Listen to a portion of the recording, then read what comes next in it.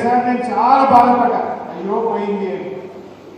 ఒక 6 నెలల దాకా నా మనసులోకి ఇలా బాధ పోలే, కానీ దాని వడ్డీతో సహా చెల్లించి 54,000 మెజార్టీ ఇచ్చిండ్రు.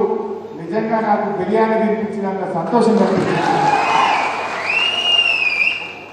ఒక దశలో నాకు కూడా ప్రభాకరన్ మీద కత్తిపోటైనప్పుడు చాలా భయపడ్డాను.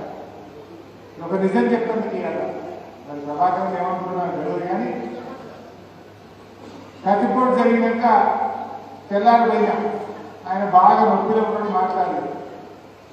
నేను ఆయన చేయకుండా మీటింగ్కి వచ్చిన 2వ రోజు మళ్ళీ పోయినా మాట్లాడదామని. అంటే అప్పటిదాకా నాకు ఏందో తెలియదు, అన్న ఏం ఆలోచించిందో, ఎలక్షన్ వ్యవహారం ఏందో, ఆయన ఎట్లా నడుపుతా అన్నాడో, ఏం దాకా ఏం మాటించిండో నాకు ఏం తెలియదు. ఆయన కావాలి ఎలక్షన్ నెత్తి మీదకి వచ్చినాయి, నామినేషన్లు పక్కనే ఉన్నాయి, ఏం చెప్పాలో నాకు సమజ్ అవుతుంది. 2వ రోజు పోతే అంటాడు, అన్న నేను పోటీ చేయాలి. ఎందుకే అన్న, ఏం రాజకీయాలన్నా నేను ఎవరికైనా సీమ కన్నా హాని చేసిందా, నేనేమన్నా తప్పు చేసిందా, ఎవరిని పల్లెత్తు మాట అన్నా, ఇదే కత్తిపోటన్నా ఏమైనా అంత మంచిగా అనిపిస్తలేదు రాజకీయాల్లో. అంటే నేను ధైర్యం చెప్పి, అన్న నీలాంటి మంచి మంచి దుబాకులు కావాలి, నీలాంటి మంచి వాళ్ళు ప్రజలకు ఉండాలి, నువ్వేం భయపడకు, నేనున్నా, నేను బాధ్యత తీసుకుంటా, అవసరమైతే సిద్ధిపేట ఇచ్చిపెట్టి దుబాకులు కూర్చుంటా, నువ్వు ధైర్యంగా ఉండు చెప్పినందుకు అంటే ఒక్కరోజు టైం చేయాలి ఆలోచించుకుంటాను. మీరందరూ ఫోన్ కొట్టే నాకు ఏం చెప్పాలో వెళ్తలేదు, మీకు ఏం చెప్పాలో తెలియదు, ఆయన ఏమవుతాడు. అంటే ఒక మంచి మనిషికి ఏమైందంటే బాధ కలిగితే, ఎందుకంటే ఏదైనా తప్పు జరిగినప్పుడు శిక్ష పెడితే తప్పు జరిగిందని అర్థం చేసుకోవచ్చు. చేయని నేరానికి, చేయని తప్పుకు, ఏ పాపం ఎదగని వ్యక్తికి, ఎవరిని పల్లెత్తు మాటలని వాడు 10 ఏళ్ళు ఎంపీగా ఉంటే ఎవరు మనసు కూడా నొప్పించని వ్యక్తి, అందరి మనిషికి ఆజాత శత్రువు మన ప్రభాకర్. సో అలాంటి వ్యక్తి చాలా బాధపడ్డాడు. కానీ అప్పుడు నా పరిస్థితి నాకు ఇంకా గందరగోళం, అదే ఇది ఎట్లా గెలవాలి, పొయ్యి తెచ్చుకోవాలంటే గిట్ అయిపోయాయని చాలా బాధపడ్డా నేను కూడా ఒక రోజంతా. కానీ చాలా రిక్వెస్ట్ చేసి మళ్ళా నువ్వు ఎందుకు వదిలే పంపి నేను చూసుకుంటాను చెప్పిన.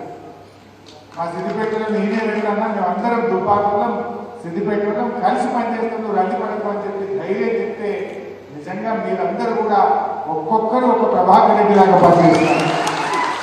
అభ్యర్థి ప్రచారం రాకపోయినా చాలా కష్టపడి కసితో పనిచేసింది. మీ కసి దెబ్బలిపితే కానీ బయటపడలేదు. ఎంత కసి ఉందో అది అర్థం కాలేదు, ఆ కసి దెబ్బలిపితేనే బయటపడలేదు. నిజంగా మా కిషన్ రెడ్డి ఎలవడం, అదేవిధంగా మేడికాయల వెంకటేశం, ఇంకొక అన్న యాడ్ చేసుకోవాలి మా ఇల్లు రవీందర్ రెడ్డి. పాపం ఆయన దుబాకలు తిరిగి తిరిగి ఆయనకు అప్పటికే డిస్క్ ప్రాబ్లం ఉండేది.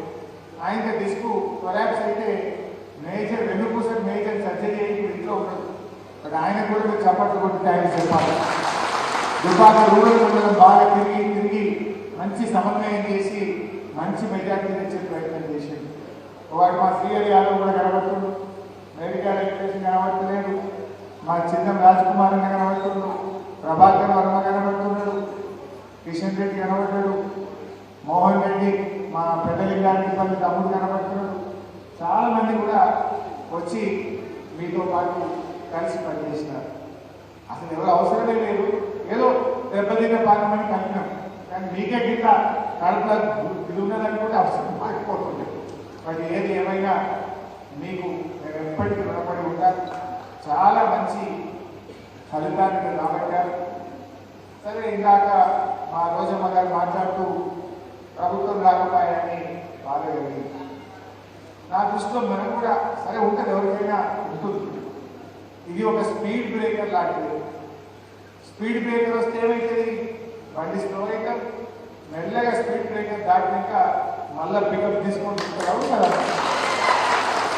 తప్పకుండా టీఆర్ఎస్ పార్టీయే ఈ తెలంగాణకు శ్రీరామ రక్ష. ప్రజలు తప్పకుండా మనకు గుర్తిస్తారు. ఇప్పుడు మనం కూడా తెలుసో తెలియక తప్పులు చేస్తే సవరించుకుంటాం, తప్పేమన్నా మనిషి కదా. ఒకవేళ ప్రజలకు నచ్చని విషయాలు నిర్ణయాలు ఉంటే సమీక్షించుకుందాం, దాన్ని సవరించుకొని ముందుకు సాగుదామని చెప్పి మనం చేస్తాం.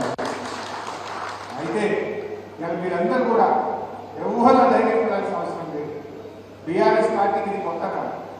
ఎన్నో జయాలు చూసినాం, అపజయాలు కూడా చూసినాం, పూలబాట చూసినాం, ముళ్ళబాట చూసినాం, ధర్నాలు చేసినాం, పోరాటాలు చేసినాం, జైళ్ళలో పడ్డాం, లాఠీ దెబ్బలు తిన్నాం, రైలు పట్టాలెక్కినాం, తెలంగాణ రాష్ట్రాన్నే సాధించాం కదా. బీఆర్ఎస్ లేకపోతే, ఈ గులాబీ సైనికులు లేకపోతే తెలంగాణ వచ్చేదా? కానే కాదు, రానే రాదన్న తెలంగాణ తెచ్చిన మనకు ఈ పోరాటం పెద్ద కొత్తేది కాదు. కొట్లాట ప్రజల పక్షాన పోరాడదాం. ప్రజలు మనకు బాధ్యత ఇచ్చింది, ప్రతిపక్షంలో బాధ్యత ఇచ్చినారు. వాళ్ళు చాలా హామీలు ఇచ్చింది. ఒకటి కాదు, రెండు కాదు, 412 హామీలు ఇచ్చినట్టున్నారు. ఇచ్చిరా? ఇవన్నీ మనం అమలు చేయించాల్సిన బాధ్యత మనకు. టైం ఉన్నది, కొద్ది రోజులు టైం ఇద్దామని ఒప్పుకోబడుతుంది. వాస్తవానికి ఇప్పటికే చాలా మాట తప్పింది. మీకు తెలవదా? ఏమన్నారు? కరెంట్ బిల్లు ఖర్చులే వద్దు, మేము వస్తూనే ఉన్నాం, ఫ్రీ కరెంట్ అన్నారు. ఇప్పుడే ఊళ్ళో పని వచ్చి ముక్కు ఇంటి బిల్లు వసూలు చేస్తలేదా? అంత మాట తప్పినట్టా లేదా? మీరు వడ్లు అమ్మకుండి మేము వస్తూనే ఉన్నాం, రాగానే 500 బోనస్ ఇచ్చి పట్టుకోవటం అన్నారు. కొన్నరా? పానకాలం అట్లా అయిపోయి బోనస్ నానే లేదు. రైతు బంధు పైసలు ఇప్పుడు వస్తే 10,000 వస్తాయి, మేము గెలిచిన వస్తే 15,000 వస్తాయి అన్నారు. అన్నారా? నా 10,000 15,000 ఏమన్నారు? మేము గెలిస్తే 10, నేను గెలవగానే 15 వస్తాయి అన్నారు. మరి గెలిచిండ్రు 15,000 ముచ్చట లేదు, అదే పాత 10,000 ఇస్తామన్నారు. అవన్నీ వచ్చినాయా? మీకు ఒక విషయం యాడ్ చేయాలి. కరోనా వచ్చిన కష్టకాలంలో కూడా ఎమ్మెల్యేల జీతాలు బంద్ పెట్టి, మంత్రుల జీతాలు బంద్ పెట్టి, ఉద్యోగస్తులకు సగం జీతం ఇచ్చిండు, రైతులకు మాత్రం సకాలంలో రైతు బంధు ఇచ్చింది కేసీఆర్. కరోనా వచ్చిన ఏడాది కూడా రైతు బంధు రేటు కాలేదు, జీతాలు బంద్ అయింది ఎమ్మెల్యేలు మంత్రులు, కానీ రైతులకు మాత్రం రైతు బంధు పైసలు వచ్చింది. ఒక్కసారా 2 సార్లు? 11 విడతల్లో 72,300 కోట్ల రూపాయలు ఇచ్చింది కేసీఆర్ ప్రభుత్వం. 72,300 కోట్ల రూపాయల ఇలా ఒక్కసారికే ముక్కలకు వచ్చింది. చూస్తలేము ఏం దాకా వచ్చింది, ఇప్పుడు ఎంత దాకా వచ్చింది? ఎకరం కట్ట వచ్చిందా? మరి ఇప్పుడు ఏమైంది వచ్చింది అంటే కేసీఆర్ రైతుల మీద ఉన్న ప్రేమ ఉంటుందా అనేది కనబడుతుందా లేదా? ఇంకో విషయం గుర్తు చేయాలి. మొదలు 2017లో స్కీమ్ వచ్చినప్పుడు ఎకరానికి 8,000 ఉంది. 2018లో గెలిచినాం. గెలవంగానే యాసంగి పంటకు 10,000 రాలేదా? మనం గెలవంగానే 10,000 అన్నాం, తెల్లారికే 10,000 ఇచ్చినాం. కానీ వీళ్ళు గెలవంగానే 15 అన్నారు, మాట తప్పిండు. పోనీ 10 ఇస్తామన్నారు, అవన్నీ టైం మీద ఇచ్చిందా? ఏమంటుండ్రు ఊళ్ళో కూడా రైతులు? యాడ్ చేస్తున్నారా లేదా? ఇంకో విషయం గుర్తు చేయాలి. ఆసరా పెన్షన్ బీడీ కార్మికులైనా, బోధకాలు వాళ్ళైనా, ఒంటరి మహిళలైనా, ఎయిడ్స్ పేషెంట్లైనా, ఇలా వితంతువులైనా, వికలాంగులైనా, వృద్ధులైనా 2,000 పెన్షన్ అంటే 2,000 ఇచ్చినామా లేదా? మీకు ఒక విషయం యాడ్ చేస్తున్నా. మనం మొదటిసారి గెలిచినప్పుడు 200 పెన్షన్ను 500 పెంచి 1,000 రూపాయలు ఇస్తామన్నాం, ఇచ్చినామా లేదా? రెండవసారి గెలిస్తే 2,000 చేస్తామన్నాం. గెలిచిన తెల్లారే, గెలిచిన తర్వాత వచ్చిన నెలలో 1000 పెన్షన్ 2,000 పడదా లేదా? వీళ్ళు ఏమన్నారు? ఎలక్షన్లు జరిగేటప్పుడు అవార్డు పెన్షన్ ఎంత అన్నారు? 2,000 అన్నారు. అనగానే ఏమన్నాడు ఈ రేవంత్ రెడ్డి గారు?